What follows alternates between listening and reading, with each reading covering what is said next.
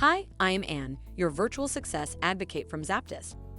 ZAPTEST is a leading free and enterprise software test automation and RPA tool. To use the ZAPTEST free edition, check out our website, ZAPTEST.AI.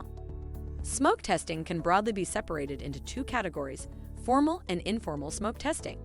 Whether smoke testing is formal or informal depends on whether it's instigated by the QA lead formally or simply carried out as part of development. 1. Formal smoke tests. In a formal smoke test, software developers pass the software build onto the QA engineer or QA lead for formal testing.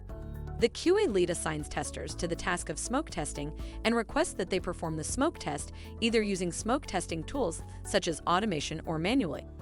When carrying out formal smoke tests, QA testers compile the results of the test into a formal report which can be analyzed by the QA lead. Formal smoke tests are carried out at important points during the software build process, for example, before performing functional testing of new features. 2. Informal smoke tests. Informal smoke tests are smoke tests performed on a software build during the development or QA process that aren't formally reported on or required by the QA lead.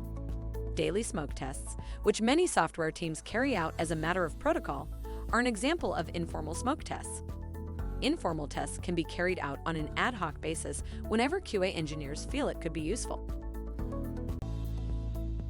If by now you have any inquiries or are considering learning more about ZAPTEST, drop a message on the website at the red widget, and we would be pleased to help you along the way. Make sure to comment and share this video with your peers and colleagues. By seeing your interest, we'd be making more videos like this, making hard topics easily digestible. Thank you for watching.